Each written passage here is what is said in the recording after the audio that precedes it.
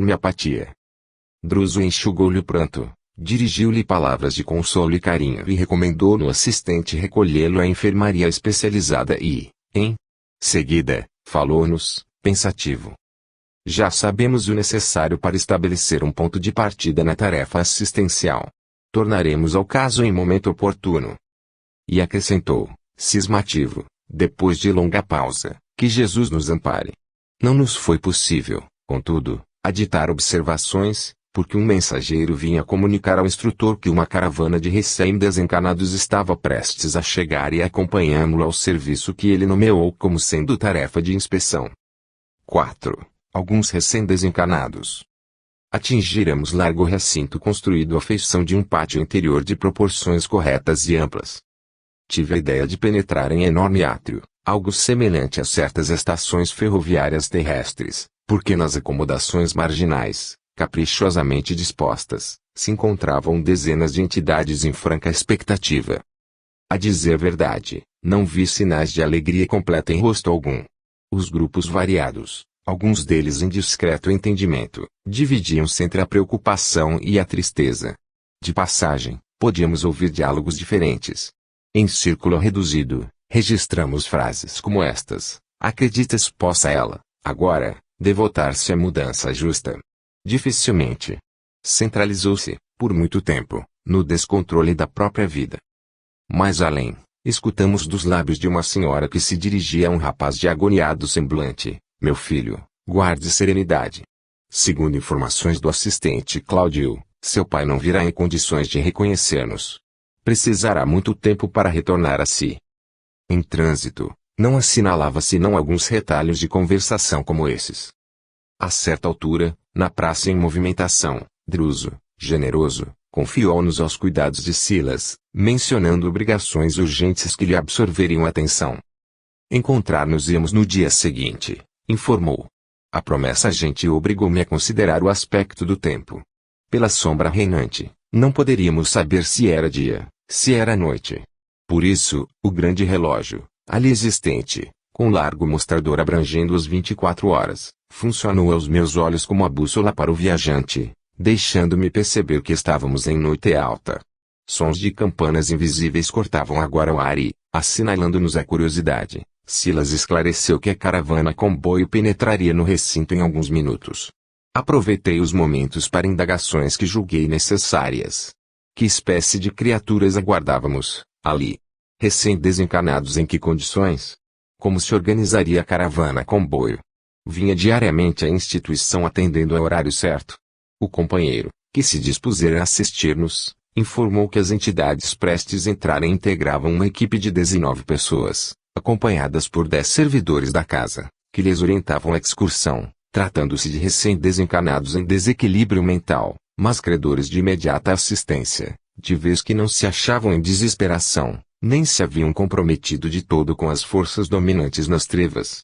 Notificou, ainda, que a caravana se constituía de trabalhadores especializados, sob a chefia de um atendente, e que viajavam com simplicidade, sem carros de estilo, apenas conduzindo o material indispensável à locomoção no pesado ambiente das sombras, auxiliados por alguns cães inteligentes e prestimosos. A mansão contava com 2 grupos dessa natureza. Diariamente um deles atingia aquele domicílio de reajuste, revezando-se no piedoso mister socorrista. Entretanto, aclarou o traço, não possuíam horário certo para a chegada, de vez que a peregrinação, pelos domínios das trevas, obedecia comumente a fatores circunstanciais. Mal terminara o interlocutor e a expedição penetrava o enorme átrio. Os cooperadores responsáveis estavam aparentemente calmos, evidenciando alguns, entretanto, no olhar, funda preocupação. Os recolhidos, no entanto, exceção de 5 que vinham de Maca, desmemoriados e dormentes, revelavam perturbações manifestas que, em alguns, se expressavam por loucura desagradável, se bem que pacífica. Enquanto os enfermeiros se desvelavam em ajudá-los, carinhosos e atentos, e os cães se deitavam, extenuados, aqueles seres recém-chegados falavam e reclamavam, demonstrando absoluta ausência mental da realidade e provocando piedade e constrangimento. Silas convidou-nos à movimentação. Efetivamente, cabia-nos algo fazer na cooperação. O chefe da caravana aproximou-se de nós e o assistente nulo apresentou num gesto amigo. Era o atendente Macedo, valoroso condutor de tarefas socorristas. Afeiçoados e parentes dos recém-vindos cercavam-nos, agora, com expressões de alegria e sofrimento. Algumas senhoras que vira, antes, em ansiosa expectativa, derramavam lágrimas discretas. Notei que as criaturas recém-desligadas do corpo denso, conturbadas qual se achavam, traziam consigo todos os sinais das moléstias que lhes haviam imposto a desencarnação. Ligeiro exame clínico poderia sem dúvida favorecer a leitura da diagnose individual. Dama simpática abeirara-se de uma jovem senhora que vinha amparada pela ternura de uma das enfermeiras da instituição, e, abraçando-a, chorava sem palavras. A moça recém-liberta recebia-lhe os carinhos, rogando, comovente: "Não me deixem morrer. Não me deixem morrer." Mostrando-se enclausurada na lembrança dos momentos derradeiros no corpo terrestre, de olhos torturados e lacrimosos, avançou para Silas, exclamando: "Padre! Padre, deixa cair sobre mim a bênção da extrema-unção, contudo, afasta de minha alma a força da morte." Tentei apagar minha falta na fonte da caridade para com os desprotegidos da sorte, mas a ingratidão, praticada com minha mãe, fala muito alto em minha consciência infeliz. Ah! Porque o orgulho me ensegueceu, assim tanto, a ponto de condená-la à miséria. Porque não possuía eu, há 20 anos, a compreensão que tenho agora. Pobrezinha, meu padre. Lembra-se dela? Era uma atriz humilde que me criou com imensa doçura. Concentrou em mim a existência. Da ribalta festiva, desceu a rude labor doméstico para conquistar nosso pão. Tinha a sociedade contra ela, e meu pai, sem ânimo de lutar pela felicidade de todos nós, deixou-a arrastar-se na extrema pobreza, acovardado e infiel aos compromissos que livremente assumira. A infortunada criatura fez ligeiro interregno, misturando as próprias lágrimas com as da nobre matrona que aconchegava de encontro ao peito e, de mente aprisionada à confissão que fizera em extremis, continuou qual se tivesse o sacerdote ao pé de si: "Padre, perdoe-me, em nome de Jesus." Entretanto, quando me vi jovem e senhora do vultoso dote que meu pai me conferira, envergonhei-me do anjo maternal que sobre os meus dias estendera as brancas asas e, aliando-me ao homem vaidoso que desposei, expulsei de nossa casa. Oh! Ainda sinto o frio daquela terrível noite de adeus. Atirei-lhe ao rosto frases cruéis. Para justificar minha vileza de coração, caluniei-a sem piedade. Pretendendo elevar-me no conceito do homem que desposara, menti que ela não era minha mãe. Apontei-a como ladra comum que me roubara ao nascer. Lembro-me do olhar de dor e compaixão que me lançou ao despedir-se. Não se queixou, nem reagiu. Apenas contemplou-me, tristemente, com os olhos turgidos de chorar. Nessa altura, a dama que a sustentava afagou-lhe os cabelos em desalinho e buscou reconfortá-la. "Não se excite. Descanse. Descanse." "Ah! Que voz esta!" bradou a moça a desvairar-se de angústia. E, tateando as mãos afetuosas que lhe acariciavam as faces, exclamou, sem vê-las: "Ó, padre, dir-se-ia que ela se encontra aqui, junto de mim." E, voltando para o alto os olhos apagados e súplices, rogava em pranto: "Ó Deus, não me deixeis encontrá-la, sem que pague os meus débitos. Senhor, compadecei-vos de mim, pecadora que vos ofendi, humilhando e ferindo a amorosa mãe que me destes." Com auxílio de 2 enfermeiras, porém, a simpática senhora que a acalentava a situou-a em leito portátil e fê-la emudecer, à força de inexcedível ternura. Percebendo minha emotividade, Silas, depois de amparar o serviço de acomodação da doente, explicou: "A dama generosa que a recolheu nos braços é a genitora que veio ao encontro da filha." "Que nos diz?" exclamou Hilário, assombrado. "Sim, acompanhá-la carinhosamente, sem identificar-se, para que a pobre desencarnada não sofra abalos prejudiciais. O traumatismo perispirítico vale por muito tempo de desequilíbrio e aflição." "E por que motivo teria a doente decidido confessar-se, dessa maneira?" perguntou meu colega, intrigado. "É fenômeno comum", elucidou o assistente. "As faculdades mentais de nossa irmã sofredora estagnaram-se no remorso, em razão do delito máximo de sua existência última, e, desde que foi mais intensamente tocada pelas reflexões da morte, entregou-se, de modo total, a semelhantes reminiscências. Por haver cultivado a fé católica romana, imagina-se ainda diante do sacerdote, acusando-se pela falta que lhe maculou a vida. O espetáculo ferira-me, fundo. A rudeza do quadro que a verdade me oferecia obrigava-me à dolorida meditação. Não havia, então, males ocultos na terra. Todos os crimes e todas as falhas da criatura humana se revelariam algum dia, em algum lugar. Silas entendeu a amargura de minhas reflexões e veio em meu socorro, observando: sim, meu amigo, você repara com acerto. A criação de Deus é gloriosa luz. Qualquer sombra de nossa consciência jaz impressa em nossa vida até que a mácula seja lavada por nós mesmos, com o suor do trabalho ou com o pranto da expiação. E ante os apelos agoniados e afetivos nos reencontros a se processarem, ali, sob nossos olhos, em que filhos e pais, esposos e amigos se reaproximavam uns dos outros, o assistente acrescentou: geralmente a estas plagas de inquietação aportam aqueles que em si mesmos cavaram mais fundos sulcos infernais e que se cristalizaram em perigosas ilusões. Mas a bondade infinita do Senhor permite que as vítimas edificadas no entendimento e no perdão se transformem, felizes, em abnegados sireneus dos antigos verdugos. Como é fácil verificar, o incomensurável amor de nosso Pai Celeste cobre, não somente os territórios glorificados do paraíso, mas também as províncias atormentadas do inferno que criamos. Pobre mulher prorrompeu em choro convulso, junto de nós, cortando a palavra de nosso amigo. De punhos cerrados, reclamava a infeliz: quem me libertará de Satã? Quem me livrará do poder das trevas? Santos anjos, socorrei-me. Socorrei-me contra o temível Belfegor. Silas convocou-nos ao amparo magnético imediato. Enfermeiros presentes acorreram, solícitos, impedindo o agravamento da crise. Maldito! Maldito! Repetia demente, persignando-se. Invocando o socorro divino, através da oração, procurei anular-lhe os movimentos desordenados, adormecendo a pouco.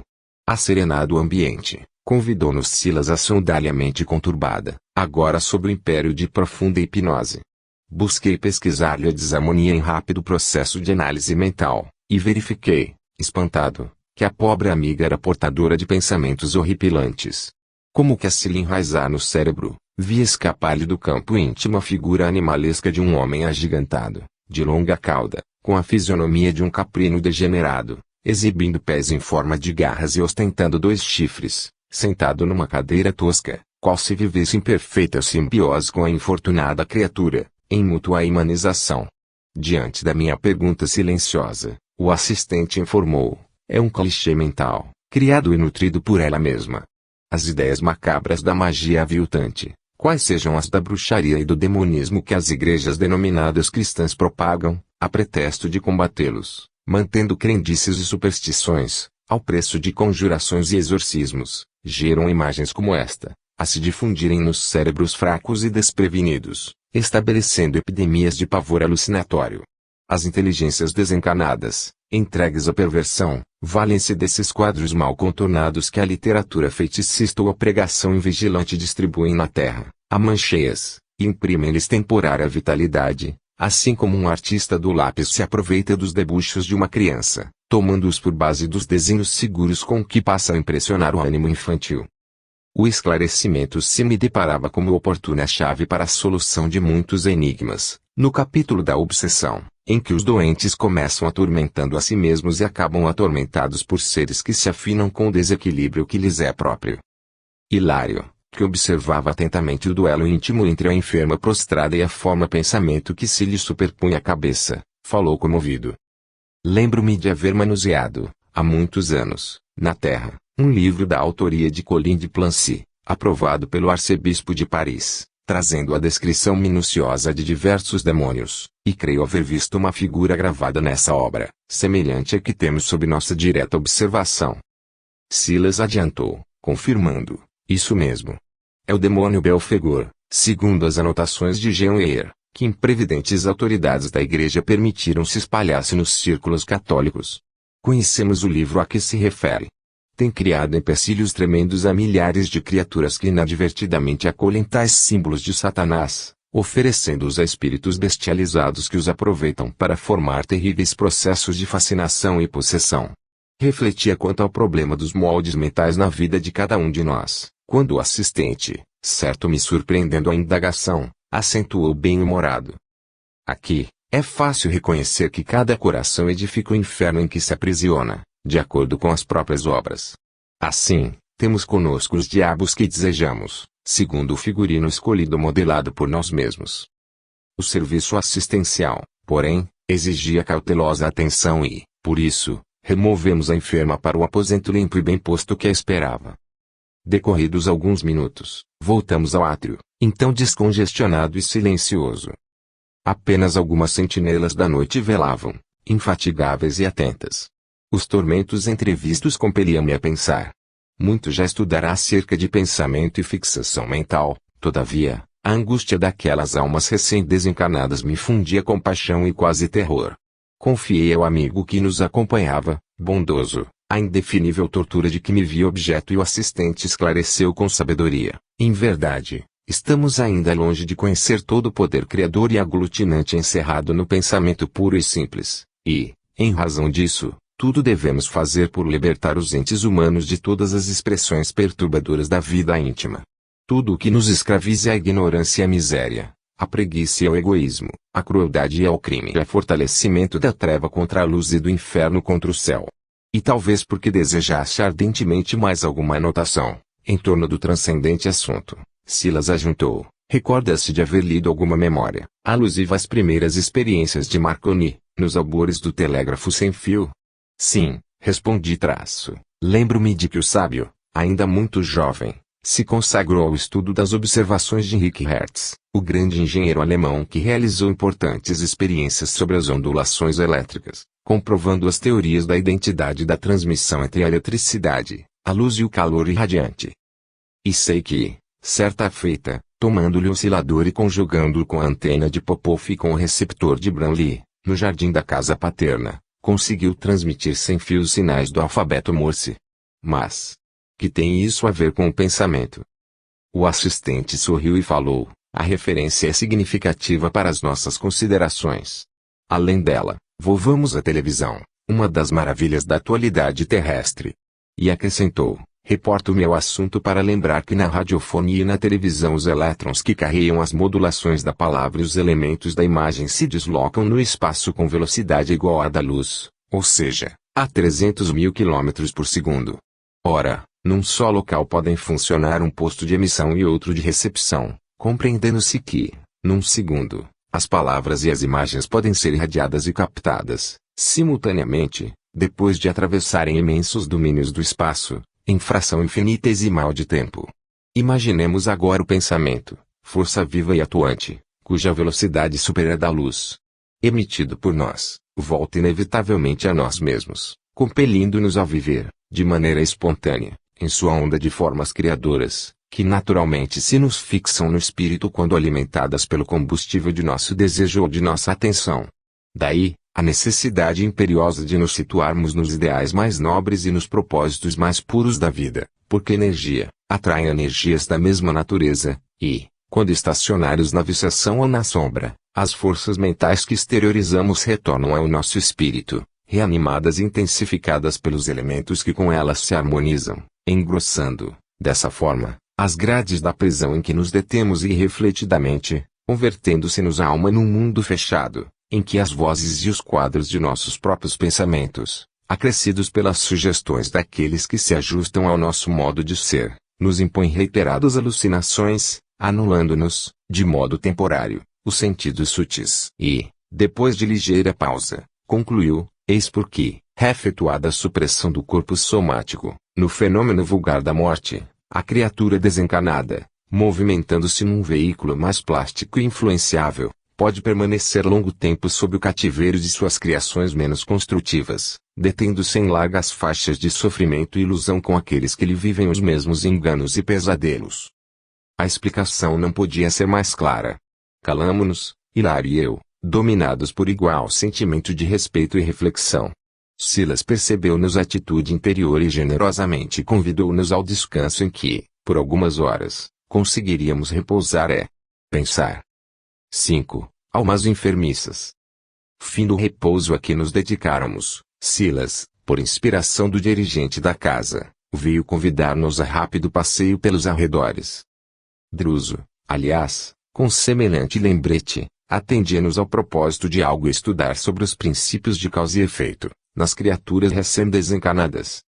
Sabíamos que a morte do corpo denso era sempre o primeiro passo para a colheita da vida e, por isso, não ignorávamos que o ambiente era dos mais favoráveis à nossa investigação construtiva, porque o imenso umbral, a saída do campo terrestre, vivo e repleto de homens e mulheres que vararam a grande fronteira, em plena conexão com a experiência carnal. Hilário e eu, alegremente, pusemo-nos no encalço do companheiro que, transpondo conosco o largo portão de acesso ao exterior, nos disse, bem-humorado, de certo ciente de nossos objetivos. Sem qualquer dúvida para nós, que voltamos recentemente da Terra. As províncias infernais, muito mais do que as celestes, são adequadas às nossas pesquisas sobre a lei de causa e efeito, de vez que o crime e a expiação, o desequilíbrio e a dor fazem parte de nossos conhecimentos mais simples nas lides cotidianas, ao passo que a glória e o regozijo angélicos representam estados superiores de consciência que nos transcendem a compreensão. E, espraiando o olhar pelos quadros tristes em derredor, acrescentou, reconduzindo a frase à comovente inflexão: estamos psiquicamente mais perto do mal e do sofrimento. Em razão disso, entendemos sem qualquer discrepância os problemas aflitivos que se multiplicam aqui. À medida que nos afastávamos, empreendíamos mais vasta penetração na sombra densa, a espessar-se cada vez mais, alumiada, porém, aqui e ali, por tochas mortiças, como se a luz, nos sítios em torno, lutasse terrivelmente para nutrir-se e sobreviver. Soluços e gritos, imprecações e blasfêmias emergiam da treva. Compreendemos de relance que o espaço ocupado pela instituição era de forma retangular e que o terreno sob nosso exame se lhe localizava retaguarda, à maneira de enorme povoação extramuros. Percebendo-nos a curiosidade e o interesse, o assistente veio ao encontro de nossas indagações, explicando: achamo-nos efetivamente na zona posterior ao nosso instituto, em larga faixa superlotada de espíritos conturbados e sofredores. Hilário, que não se via menos surpreendido que eu, observou sem rebustos, mas, toda essa gente parece relegada à intempérie. Não seria razoável que a mansão se estendesse, abarcando-a com seu amparo e defendendo-a com seus muros? Logicamente, respondeu Silas sem alterar-se traço, esse plano é o mais desejável. Entretanto, estamos à frente de compacta multidão de almas em reajuste. Este imenso conglomerado de criaturas sem o corpo de carne começou num grupo de seres desencarnados que clamavam pelo socorro da mansão sem os necessários requisitos para recolher-lhe a assistência. Firme na execução do programa a que lhe assiste, nossa casa não lhes podia abrir as portas de imediato, em face do desespero e da revolta em que se comprazem, mas também não desdenhava a possibilidade de prestar-lhes a ajuda possível, fora do campo de ação em que vive sediada. Iniciou-se, dessa forma, a presente organização, que, contra a nossa vontade, é um abismo de sofrimento. Aqui se reúnem, de maneira indiscriminada, milhares de entidades, vítimas dos seus pensamentos desvairados e sombrios.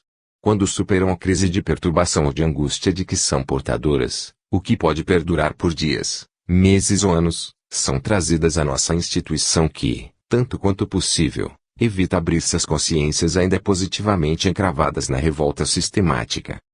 Talvez porque evocássemos em silêncio os episódios da véspera, lembrando os desencarnados acolhidos no grande asilo, nosso companheiro acrescentou: vocês acompanharam ontem o socorro prestado a um irmão infeliz, se viciado nas trevas, e viram a chegada de sofredores arrebatados à carne, em libertação recentíssima. Contudo, entre os beneficiados, viram espíritos inconscientes e devedores, mas não insensatos e rebelados.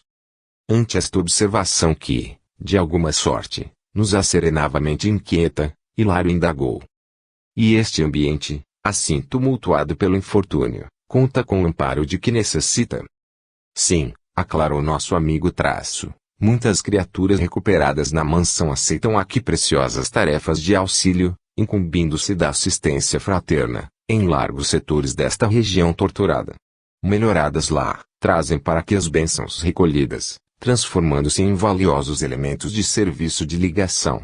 Através delas, a administração do nosso instituto atende a milhares de consciências necessitadas e sabe com segurança quais os irmãos sofredores que se fazem dignos de acesso à nossa casa, após a transformação gradual a que se ajustam. Espalhando-se nos campos de sombra, em pequenos santuários domésticos, aqui continuam a própria restauração, aprendendo e servindo. Entretanto, continuou Hilário, curioso traço, tão infortunada colônia de almas em desajuste não sofrerá o domínio das inteligências perversas, quais as que vimos ontem no lado oposto a estes sítios. Sim, traço, os assaltos dessa ordem são aqui constantes e inevitáveis, principalmente em torno das entidades que lagaram cúmplices bestializados em antros infernais ou em núcleos de atividades terrestres. Em tais casos, as vítimas de semelhantes feras humanas desencarnadas padecem longos e inenarráveis suplícios, através da fascinação hipnótica de que muitos gênios do mal são cultores exímios. E, depois de ligeira pausa, Silas acentuou, são esses alguns dos fenômenos de flagelação compreensível que alguns místicos do mundo, em desdobramento mediúnico, no reino das trevas, classificaram como sendo vastação purificadora. Para eles, as almas culpadas, depois da morte, experimentam horríveis torturas por parte dos demônios aclimatados nas sombras. As informações do assistente, casadas aos gemidos e lamentações que ouvíamos sem cessar, impunham-nos desagradável impressão. Foi por isso talvez que Hilário, penosamente tocado pelos gritos em torno, interrogou, surpreendido, mas por que diz você flagelação compreensível? E, num desabafo, acha justo que tanta gente aqui se aglutine em semelhante desolação? Silas sorriu, triste, e obtemperou. Compreendo-lhe o pesar. Indiscutivelmente, tanta dor reunida não seria justa se não viesse de quantos preferiram no mundo o trato diário com a injustiça. Não é claro, porém, que todos venhamos a colher o fruto da plantação que nos pertence. Na mesma leira de terra dadivosa e neutra, quem acalenta a urtiga recolhe a urtiga que fere, e quem protege o jardim tem a flor que perfuma. O solo da vida é idêntico para nós todos. Não encontraremos aqui neste imenso palco de angústia almas simples e inocentes, mas sim criaturas que abusaram da inteligência e do poder, e que, voluntariamente surdas à prudência, se extraviaram nos abismos da loucura e da crueldade, do egoísmo e da ingratidão, fazendo-se temporariamente presas das criações mentais, insensatas e monstruosas que para si mesmas teceram. Nossa conversação foi interrompida de imediato, à frente de pequena casa a confundir-se com o nevoeiro, de cujo interior brotava reconfortante jorro de luz. Cães enormes que podíamos divisar cá fora, na faixa de claridade bruxuleante, peniam de estranho modo, sentindo-nos a presença. De súbito, uma companheira de alto porte e rude aspecto apareceu e saudou-nos da diminuta cancela, que nos separava do limiar, abrindo-nos passagem. Silas nos apresentou, alegremente. Era Urzil, um dos guardas da mansão, em serviço nas sombras. A breves instantes, achávamo-nos na intimidade de pouso tépido. Aos ralhos do guardião, 2 dos 6 grandes cães acomodaram-se junto de nós, deitando-se-nos aos pés. Urzil era de constituição agigantada, figurando-se-nos um urso em forma humana. No espelho dos olhos límpidos mostrava sinceridade e devotamento. Tive a nítida ideia de que éramos defrontados por um penitenciário confesso, a caminho de segura regeneração. Na sala estreita e simples, alinhavam-se alguns bancos e, acima deles, destacava-se um nicho ovalado, em cujo bojo havia uma cruz tosca, alumiada por uma candeia estruturada em forma de concha. Afastou-se Urzil para sossegar os grandes animais menos domesticados, no interior da choupana, e, enquanto isso, o assistente informou-nos. É um amigo de cultura ainda escassa que se comprometeu em delitos lamentáveis no mundo. Sofreu muito sob o império de antigos adversários, mas presentemente, após longo estágio na mansão, vem prestando valioso concurso nesta vasta região em que o desespero se refugia. E ajudando, e, servindo com desinteresse e devoção fraternal, não somente se reeduca, como também suavizará o campo da nova existência que o guarda na esfera carnal, pelas simpatias que vem atraindo em seu favor. Vive só? Perguntei, mal sopitando a curiosidade.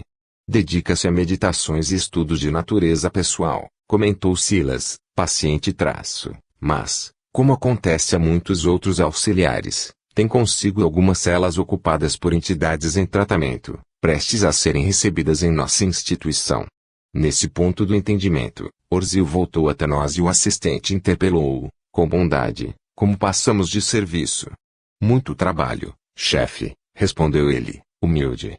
A tempestade de ontem trouxe imensa devastação. Creio ter havido muito sofrimento nos pântanos. Percebendo que se referia aos precipícios abismais em que se debatiam milhares de almas infelizes e conturbadas, Hilário perguntou: e não será possível atingir semelhantes lugares para aliviar a quem padece? Nosso novo amigo esboçou dolorosa carantonha de tristeza e resignação, ajuntando: impossível. Como quem se punha em socorro do companheiro, Silas aduziu: os que se agitam nestas furnas jazem, de modo geral, quase sempre extremamente revoltados e, na insânia a que se entregam, fazem-se verdadeiros demônios de insensatez. É necessário se disponham a conformação clara e pacífica para que, ainda mesmo semi-inconscientes, consigam acolher com proveito o auxílio que se lhes estende aos corações. E como se quisesse passar a demonstração do que asseverava, convidou-nos a inspecionar as celas próximas. Quantos doentes agora internados? Urziu, atencioso, respondeu sem titubear: temos 3 amigos em franca situação de inconsciência. Depois de alguns passos, ouvimos gritaria estentórica. As acomodações reservadas aos enfermos jaziam ao fundo, à maneira de largos boxes de confortável cavalariça. Essa é a figura mais adequada à nossa tarefa descritiva, porque a construção em si denunciava rusticidade e segurança, naturalmente adstrita aos objetivos de contenção. À medida que nos acercávamos do refúgio, desagradável odor nos afetava as narinas. Respondendo-nos inquirição íntima, o assistente salientou: vocês não ignoram que todas as criaturas vivem cercadas pelo halo vital das energias que lhes vibram no âmago do ser, e esse halo é constituído por partículas de força a se irradiarem por todos os lados, impressionando-nos o olfato, de modo agradável ou desagradável, segundo a natureza do indivíduo que as irradia. Assim sendo, qual ocorre na própria Terra, cada entidade aqui se caracteriza por exalação peculiar. Sim, confirmamos Hilário e eu, simultaneamente. Entretanto, o cheiro alarmante de carne em decomposição era para nós ali, um acontecimento excepcional. Silas percebeu-nos estranheza e endereçou interrogativo olhar ao encarregado daquele oratório de purgação, o qual informou: presto, temos conosco o irmão Corsino, cujo pensamento continua enrodilhado ao corpo sepulto, de maneira total. Enredado à lembrança dos abusos a que se entregou na carne, ainda não conseguiu desvencilhar-se da lembrança daquilo que foi, trazendo a imagem do próprio cadáver à tona de todas as suas recordações. Silas não teceu qualquer comentário novo, porque atingíamos, de chofre, o primeiro abrigo, cuja porta gradeada nos deixava contemplar, lá dentro, um homem envelhecido, de cabeça pendida entre as mãos, e aclamar: chame meus filhos. Chame meus filhos, o nosso irmão Veiga, disse Orzil, prestimoso. Mantém fixa a ideia na herança que perdeu ao desencanar, vasta quantidade de ouro e bens que passou à propriedade dos filhos, 3 rapazes que concorrem no mundo ao melhor e maior quinhão, prevalecendo-se, para isso, de juízes venais e rábulas inconsequentes.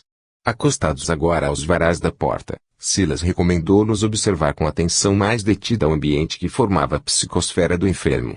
Efetivamente, de minha parte percebi quadros do que surgiam e desapareciam, fugazes, semelhantes às figurações efêmeras que se desprendem, silenciosas, dos fogos de artifício. Desses painéis que se avivavam e se apagavam ao mesmo tempo, transpareciam 3 jovens, cujas imagens passageiras vagueavam entre documentos esparsos, cédulas e cofres refertos de valores, como que pincelados no ar com tinta tenuíssima, que se adelgaçava e se recompunha, sucessivamente. Compreendi que registrávamos as formas pensamentos, criadas pelas reminiscências do nosso amigo que, de certo, na situação em que se nos apresentava, não podia, de momento, senão viver o seu drama íntimo, tal a insistência da fixação mental em que se encarcerava. Amparado evidentemente pelas vibrações de auxílio que o assistente lhe enviava, segundo percebi, esfregou os olhos como quem buscava liberar-se de garou imperceptível e assinalou-nos a presença. Avançou de um salto para nós e, apoiando-se nas grades que nos separavam, gritou, dementado: quem sois? Juízes. Juízes. E derramou-se em lamúrias que nos tocavam o coração. Lutei por 25 anos para reaver a herança que me cabia por morte de meus avós. E, quando a vi nas mãos, a morte me arrebatou ao corpo, sem piedade. Não me resignei a essa injunção e permaneci em minha velha casa. Desejava, pelo menos, acompanhar a partilha do espólio que me interessava, mas meus rapazes amaldiçoaram-me a influência, impondo-me, a cada passo, frases venenosas e hostis. Não satisfeitos com as agressões mentais que me infligiam, começaram a perseguir minha segunda esposa, que lhes foi mãe ao invés de madrasta, administrando-lhe tóxicos por medicação inocente, até que a pobrezinha foi internada numa casa de loucos, sem esperança de recuperação. Tudo por causa do nosso rico dinheiro que os malandros querem pilhar. Diante de tal injustiça, pensei suplicar o favor dos seres que povoam as trevas, porque somente os gênios do mal devem ser os fiéis executores da grande vingança. Tentou enxugar as lágrimas de desespero e acrescentou, dizei-me. Por que motivo terei alimentado infelizes ladrões, julgando acariciar filhos de minha alma? Casei-me quando moço, acalentando sonhos de amor, e gerei espinheiros de ódio. E como a voz de Silas se fez ouvir, rogando calma, o infortunado vociferou, desabrido. Nunca perdoarei. Recorri aos infernos sabendo que os santos me aconselhariam conformidade e sacrifício.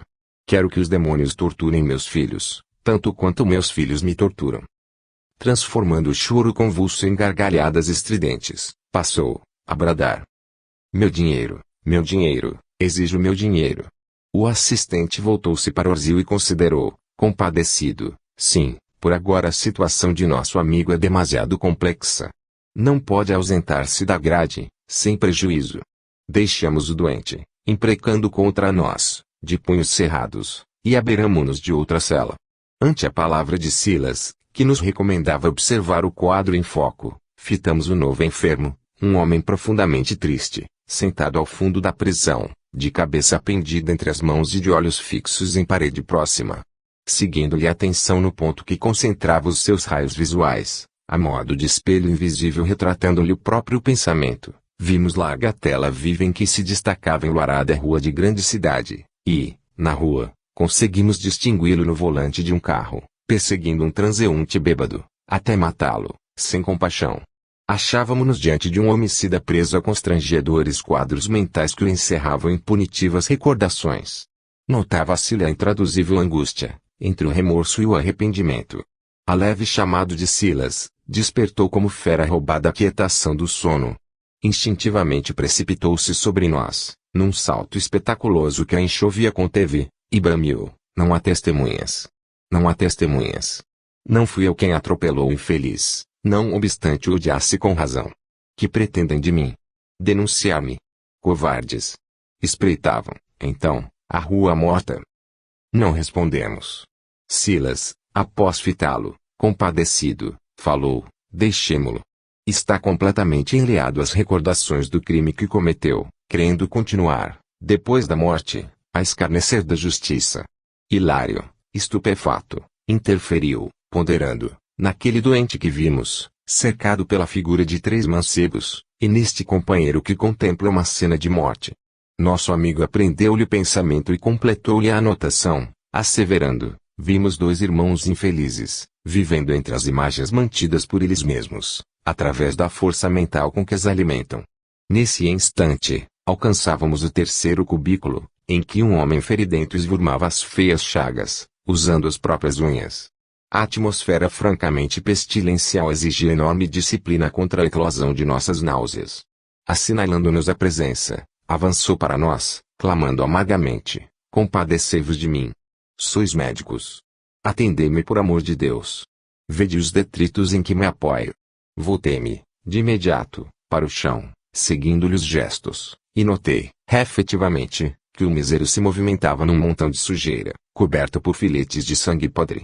Somente depois de mais ampla atenção, averiguei que o quadro repugnante era constituído pelas emanações mentais do companheiro infeliz sob nossos olhos. Doutores, continuou ele, em tom de súplica a quem diga que roubei dos outros, a fim de satisfazer meus vícios no alcoice que eu frequentava. Mas é mentira, é mentira. Juro-vos que morava no bordel por espírito de caridade. As mulheres desditosas requeriam defesa. Auxiliei-as quanto pude. Ainda assim, adquiri, junto delas, a enfermidade que me aniquilou o corpo físico e que ainda me empesta a respiração, convertendo-se aqui em meu próprio hálito. Socorrei-me por quem sois. Socorrei-me por quem sois. A repetição dos rogos, contudo, derramava-se em tom imperativo, como se as palavras humildes do petitório fossem apenas o disfarce de uma ordem tiranizante. O assistente convidou-nos à retirada e explicou: é um antigo e inveterado gozador que despendeu em prazeres inúteis largos recursos que lhe não pertenciam. Por muito tempo ainda, a mente dele oscilará entre a irritação e o desencanto, nutrindo o ambiente horrível de que se fez o fulcro desequilibrado. De regresso ao Tuguro de Orzil, perguntei sem preâmbulos: nossos irmãos doentes, desse modo, estarão segregados, até que se renovem? Perfeitamente, aclarou Silas, bondoso. E que devem fazer para atingir a melhora necessária? Indagou Hilário com insofreável assombro. Nosso amigo sorriu e obtemperou: o problema é de natureza mental. Modifiquem as próprias ideias e modificar-se-ão. Entregou-se a ligeira pausa, mostrou novo brilho no olhar percussiente e acentuou com segurança: isso, porém, não é tão fácil. Consagram-se vocês, presentemente, a estudos especiais dos princípios de causa e efeito. Fiquem pois sabendo que nossas criações mentais preponderam fatalmente em nossa vida. Libertam-nos quando se enraizam no bem que sintetiza as leis divinas, e encarceram-nos quando se firmam no mal, que nos expressa a delinquência responsável, enleando-nos por essa razão ao visco sutil da culpa. Afirma velho aforismo popular na terra que o criminoso volta ao local do crime. Daqui podemos asseverar que, mesmo desfrutando a possibilidade de ausentar-se da paisagem do crime, o pensamento do criminoso está preso ao ambiente e à própria substância da falta cometida. E, reparando em nossa perplexidade, acrescentou: recordemos, ainda, o pensamento, atuando à feição de onda, com velocidade muito superior à da luz, e lembremo-nos de que toda mente é dínamo gerador de força criativa. Ora, sabendo que o bem é a expansão da luz e que o mal é a condensação da sombra, quando nos transviamos na crueldade para com os outros, nossos pensamentos, ondas de energia sutil, de passagem pelos lugares e criaturas, situações e coisas que nos afetam a memória, agem e reagem sobre si mesmos, em circuito fechado, e trazem-nos, assim, de volta, as sensações desagradáveis, auridas ao contacto de nossas obras infelizes. Estudamos 3 tipos de almas que deixaram na existência última somente quadros tristes e lamentáveis, nos quais não dispõem de atenuantes que lhes empalideçam as faltas indiscutíveis. Os filhos do nosso amigo que sofrem a fixação de usura não receberam dele quaisquer recursos de educação dignificante que os habilitem a ajudá-lo, quando visitados pelas ondas do pensamento paternal, que voltam ao centro de origem carregadas pelos princípios mentais de ódio e egoísmo dos jovens litigantes. Nosso irmão que padece a fixação de remorso, não tendo espiado nos cárceres da justiça humana o crime que perpetrou deliberadamente, recolhe, de retorno, as ondas de pensamento que emite, sem qualquer auxílio que lhe amenize o arrependimento doloroso, e o nosso companheiro que se detém no vício reabsorve as ondas de seu próprio campo mental, acumuladas de fatores deprimentes, que a elas se incorporam nos lugares por onde passam, restituídas a ele mesmo com multiplicados elementos de corrupção. Diante de nosso espanto, o assistente inquiriu: compreenderam? Sim, havíamos entendido. Sob forte emoção, Hilário considerou: agora percebo com mais clareza o benefício concreto da oração e da piedade, da simpatia e do socorro que, na terra, deveríamos dispensar, sinceramente, aos chamados mortos. Sim, sim, respondeu Silas, prestimoso, todos estamos ligados uns aos outros, na carne e fora da carne, e achamo-nos livres ou prisioneiros, no campo da experiência, segundo as nossas obras, através dos vínculos de nossa vida mental. O bem é a luz que liberta, o mal é a treva que aprisiona. Estudando as leis do destino, é preciso atentar para semelhantes realidades indefectíveis e eternas. Calamo-nos, preocupados e meditativos.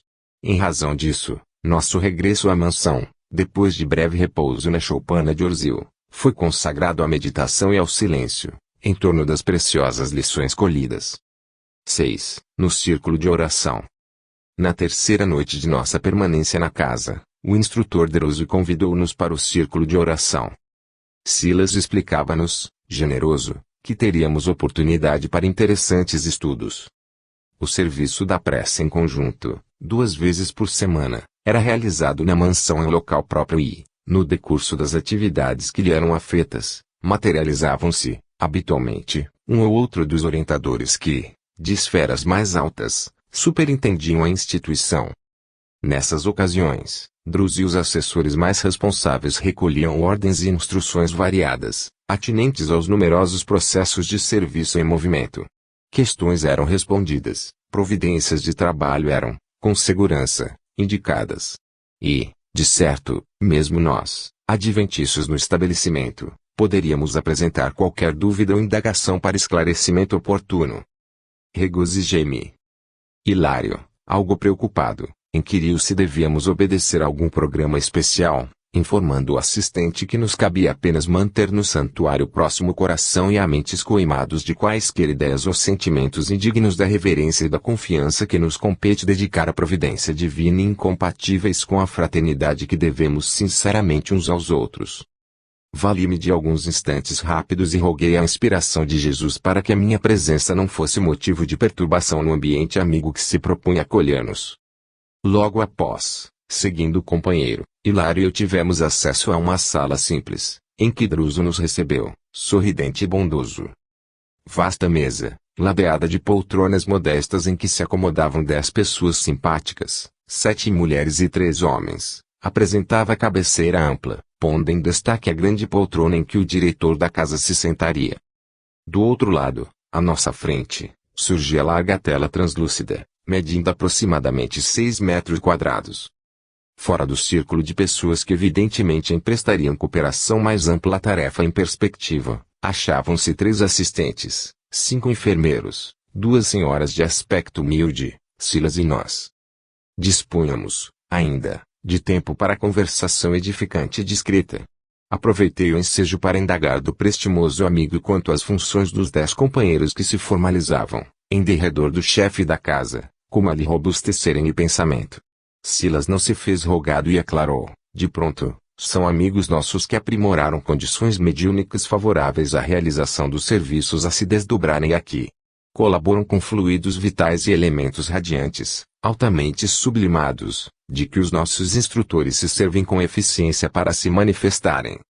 Admirado, meu colega considerou, podemos interpretá-los como sendo santos em atividade na mansão? De modo algum, obtemperou Silas, bem-humorado. São trabalhadores prestimosos. Tanto quanto nós, padecem ainda a pressão de reminiscências perturbadoras do plano físico, carreando consigo as raízes dos débitos que adquiriram no passado, para o justo resgate em porvir talvez próximo, na reencarnação. Ainda assim, pela disciplina que se afeiçoam no devotamento aos semelhantes, conquistam simpatias providenciais que funcionam à maneira de valores expressivos a lhes atenuarem dificuldades e provas nas lutas por vindouras. Isto quer dizer, a palavra reticenciosa de Hilário, no entanto, ficou no ar, de vez que o nosso amigo, aprendendo-lhe a inquirição, asseverou, otimista, sim, isso quer dizer que, nas zonas infernais, também dispomos de preciosas oportunidades de trabalho, não somente vencendo as aflições purgatoriais que estabelecemos em nós mesmos, como também preparando novos caminhos para o céu interior que devemos edificar. O ensinamento resumia imensas consolações para nós. A essa altura do entendimento, Hilário centralizou a atenção nas 2 damas presentes, cuja apresentação exterior demonstrava singular diferença do meio a que nos ajustávamos, pela extrema tristeza que lhe senhoreava a fisionomia, e perguntou, respeitoso, meu caro Silas, quem são essas irmãs nossas que, francamente, se distanciam do tom psíquico aqui reinante? O interpelado sorriu e informou, são irmãs que, por mérito em serviço, receberam o direito de partilhar a reunião de hoje, de modo a suplicarem auxílio na solução dos problemas que lhes tocam a alma de perto. Conheço-as pessoalmente. São mulheres desencarnadas que primam pela abnegação, atuando em socorro de espíritos familiares que sofrem nestas regiões as duras consequências dos delitos a que se entregaram, imprevidentes. Após lhes dirigir um olhar fraterno, aduziu, Madalena e Silvia desposaram na existência a última 2 irmãos consanguíneos que se odiaram terrivelmente, desde a mocidade até a morte e, em razão dessas desavenças, cometeram erros deliberados e clamorosos nos setores da política regional em que estiveram situados. Nutriram vastas sementeiras de egoísmo e discórdia, impedindo o progresso da coletividade que lhes cabia servir e alimentando a cisalha e a crueldade entre os companheiros que lhes abraçavam os pontos de vista. Muitos crimes foram postos em execução, incitados por eles ambos, que estimavam acalentar a discórdia incessante entre os consórcios de arregimentação partidária, e, por essa razão, espiam nas linhas inferiores do sofrimento os delitos de lesa fraternidade que praticaram contra si próprios. Pretendia indagar em que consistiam as provações dos amigos infortunados a que nos referíamos, mas a palavra de Druso se fez ouvida, concitando-nos a necessária preparação. Certamente ajuizando quanto às faltas involuntárias em que poderíamos incorrer, pediu para que nós outros, os que partilhávamos a prece, ali, pela primeira vez, guardássemos plena abstenção de pensamentos menos dignos, abolindo quaisquer recordações desagradáveis, para que não se verificassem interferências na câmara cristalina, nome pelo qual designou o grande espelho à nossa frente, durante a manifestação do venerável mensageiro, cuja visita aguardava. Explicou que as forças associadas dos médiuns presentes se caracterizariam por extremo poder plástico e que uma simples ideia nossa, incompatível com a dignidade do recinto, poderia materializar-se, criando imagens impróprias, não obstante temporárias, na face do aparelho sob nossa vista. Convidados finalmente pelo generoso diretor externar qualquer dúvida ou preocupação que nos assomassem à mente, perguntei se poderíamos apresentar uma ou outra indagação ao emissário prestes a chegar, ao que ele assentiu plenamente, recomendando-nos, porém, conservar em qualquer assunto a nobreza espiritual de quem se consagra ao bem de todos, sem se deter em perquisições ociosas, alusivas às estreitas inquietações da esfera particular. Logo após, avisou que, através de dispositivos especiais, todos os recursos dos medianeiros presentes seriam concentrados na Câmara que, daquele minuto em diante, estaria sensibilizada para os mistérios da hora em curso. Brando silêncio passou a reinar sobre nós. Em atitude respeitosa e expectante, o diretor da instituição ergueu-se e orou comovidamente: Mestre divino, digna-te abençoar-nos a reunião nesta casa de paz e serviço. Por tua bondade, em nome do infinito amor de nosso Pai Celeste, recebemos a sublime dádiva do trabalho regenerador. Somos, porém, nestas regiões atormentadas, vastas falanges de espíritos extraviados no sofrimento expiatório, depois dos crimes impensados em que chafurdamos a nossa consciência. Apesar de prisioneiros, agrilhoados às penas que geramos para nós mesmos, saudamos-te a glória divina, tocados de reconforto. Concede-nos, Senhor, assistência de teus abnegados e sublimes embaixadores, a fim de que não desfaleçamos nos bons propósitos. Sabemos que, sem o calor de tuas mãos compassivas, nos fenece a esperança, à maneira de planta frágil sem a bênção do sol. Mestre, somos também tutelados teus, embora permaneçamos no cárcere de clamorosas defecções, suportando as lamentáveis consequências de nossos crimes. Destes lugares tenebrosos partem angustiosos gemidos, em busca de tua piedade incomensurável. Somos nós, os calcetas da penitência, que, muitas vezes, soluçamos desarvorados, suspirando pelo retorno à paz. Somos nós, os homicidas, os traidores, os ingratos e perversos transfugas das leis divinas que recorremos à tua intercessão, para que as nossas consciências, em purgação dolorosa, se depurem e reergam ao teu encontro. Compadece-te de nós, que merecemos as dores que nos retalham os corações. Ajuda-nos para que a aflição nos seja remédio salutar e socorre os nossos irmãos que, nas trevas destes sítios, se entregam à irresponsabilidade e à indisciplina, dificultando sua própria regeneração, por multiplicarem as lavas de desespero que vertem, arrasadoras, de suas almas. Nesse ponto da rogativa, Druso fez longa pausa para enxugar as lágrimas que lhe transbordavam dos olhos. A inflexão de suas palavras, repletas de dor, como se ele próprio fosse ali um espírito recluso em padecimentos amargos, impressionava-me vivamente. Não conseguia desviar dele a atenção. Incoercível emotividade constrangia meu peito e o pranto jorrou-me, irresistível. Confiaste-nos, Senhor, prosseguiu ele, compungido o traço, a tarefa de examinar os problemas dos irmãos desventurados que nos batem à porta. Somos, assim, compelidos a sondar-lhes o infortúnio para, de algum modo, encaminhá-los ao reajuste. Não permitas, ó eterno benfeitor, que nosso coração se enrijeça, ainda mesmo diante da suprema perversidade. Não desconhecemos que as moléstias da alma são mais aflitivas e mais graves que as doenças da carne. Enche-nos, desse modo, de infatigável compaixão para que sejamos fiéis instrumentos de teu amor. Permite que teus prepostos nos amparem as decisões nos compromissos por assumir. Não nos relegues à fraqueza que nos é peculiar. Dá-nos, Cristo de Deus, a tua inspiração de amor e luz. Nesse instante, ainda mesmo que o tom de voz não anunciasse o fim da oração, o generoso amigo não conseguiria continuar, porque a emoção lhe estrangulava a prece na garganta. Todos chorávamos, contagiados por suas lágrimas abundantes. Quem era Druso, afinal, para entregar-se daquele modo à oração, como se ele próprio fosse, entre nós, o maior dos torturados? Não tive tempo para estender qualquer consideração, porquanto, respondendo ao apelo ardente que ouvíramos, extensa massa de vaporosa neblina cobriu a face do espelho próximo. Fixei-a, admirado, e pareceu-me identificar largo floco de névoa primaveril a distender-se, alvo imóvel. Estáticos e felizes, vimos emergir da leitosa nuvem a figura respeitável de um homem aparentemente envelhecido na forma, revelando, porém, a mais intensa juvenilidade no olhar. Vasta auréola de safirino esplendor coroava-lhe os cabelos brancos que nos infundiam inexcedível respeito, a derramar-se em sublimes cintilações na túnica simples e acolhedora que lhe velava o corpo esguio. No semblante nobre e calmo, vagava um sorriso que não chegava a fixar-se. Após um minuto de silenciosa contemplação, levantou a destra, que despediu grande jorro de luz sobre nós, e saudou. A paz do Senhor seja conosco.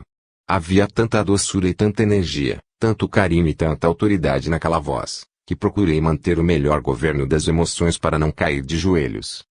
Ministro Sâncio, exclamou Druso, reverente traço, bendita seja a sua presença entre nós. A claridade a irradiar-se do venerável visitante e a dignidade com que se nos revelava impunham-nos fervoroso respeito. Entretanto, como querendo desfazer a impressão de nossa inferioridade, o ministro, surpreendentemente materializado, mantendo o campo vibratório em que nos encontrávamos, avançou para nós, estendeu-nos as mãos num gesto paternal e colocou-nos à vontade. Não desejava cerimônias, acrescentou, entre afetuoso e convincente. Em seguida, demonstrando o valor das horas, recomendou ao diretor apresentar-se os processos em estudo. Com admiração, vi Druso exibir os documentos solicitados, 22 fichas de largo tamanho, cada qual condensando a síntese das informações necessárias ao socorro de 22 entidades, recentemente internadas na instituição. Naquele momento, não pude ensaiar qualquer pergunta direta, todavia. Mais tarde, Silas me esclareceu que Sâncio, investido nas elevadas funções de ministro da regeneração, tinha grandes poderes sobre aquela casa de reajuste, com o direito de apoiar ou determinar qualquer medida, referente à obra assistencial, em benefício dos sofredores, podendo homologar e ordenar providências de segregação e justiça, reencarnação e banimento. O emissário, atento, examinou todos os autos ali expressos em rápidas súmulas, das quais transpareciam, não apenas informes escritos, mas também microfotografias e recursos de identificação que lembram os elementos dactiloscópicos da Terra. Aceitando ou não as sugestões de Druso, depois de ligeiras considerações, em torno de cada caso particular, apondo em cada ficha o selo que lhe assinalava a responsabilidade das decisões. Adventícios no ambiente, sentíamos-nos estranhos a todos os estudos e deliberações efetuados, menos, porém, quanto ao derradeiro processo em lide, que se reportava justamente a Antônio Olímpio, o internado da véspera, a cujo despertar assistíramos. A presteza com que os dados do ex-fazendeiro haviam sido relacionados era de causar o maior espanto. Convidados pelo instrutor a compulsá-los, porque percebia ele a importância de que o assunto se revestia para nós, Hilário e eu reconhecemos-lhe o retrato e a legitimidade das declarações que prestara sob a influência magnética a que fora submetido.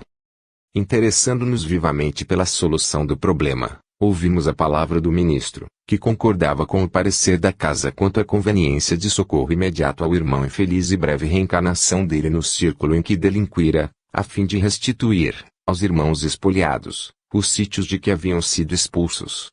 Acentuou, contudo, que o criminoso, conforme as alegações dele mesmo, não desfrutava qualquer atenuante das culpas que lhe eram imputadas. Antônio Olímpio, concordou o dirigente da casa vivera para si, entregue à desvairada egolatria. Não conhecerá senão as suas conveniências. Conservara no mundo o dinheiro e o tempo, sem benefícios para ninguém que não fosse ele próprio. Isolara-se em prazeres perniciosos e, por isso, não trouxera ao campo espiritual a gratidão alheia funcionando em seu favor, porquanto, em matéria de apoio afetivo, dispunha somente da simpatia nascer no quadro diminuto em que se lhe encerrava o estreito mundo familiar. Era, pois, um companheiro realmente complexo, com